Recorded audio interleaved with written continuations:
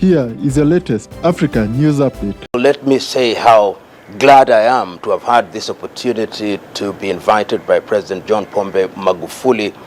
And he is the first president in this continent who has taken the step to invite me at a very short notice to have a long conversation on Africa.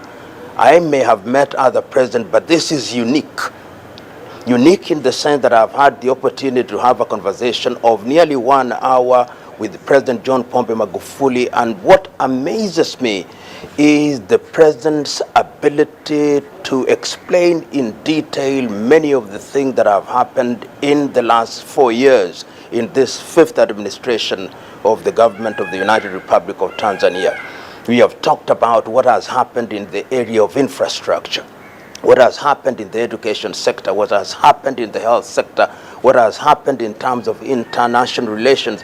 And what has come out very clearly and what has impressed me is that the president has the pulse of the nation, and his appreciation of the fact that going forward, Africa can only realize our potential if her men and women are dedicated to do things that are in the best interest of the society.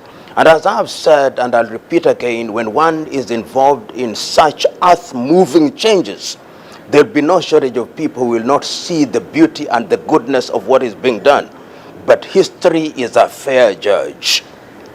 He is a judge that is able to identify the things that speak for themselves. So in the administration of President John Pombe Magufuli, what speaks for him, even if he chooses to remain silent? It is the bridges that have been built. They speak for him.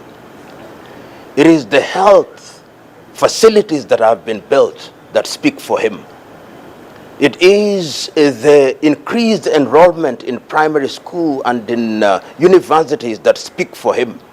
It is the increment of the National Reserve that speaks for him.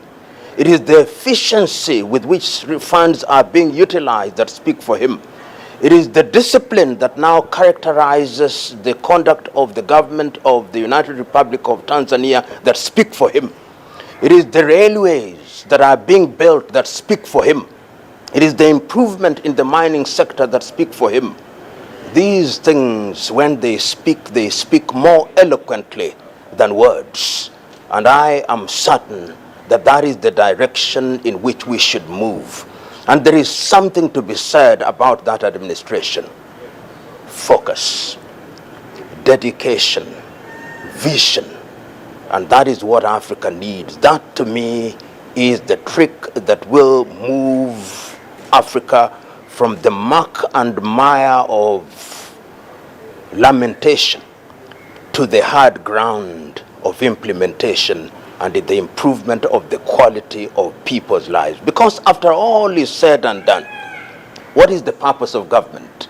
Purpose of government is to create an environment where people can realize their potential and to provide for them in the critical areas of health, education, and of course to ensure that there is food and opportunities for young men and women.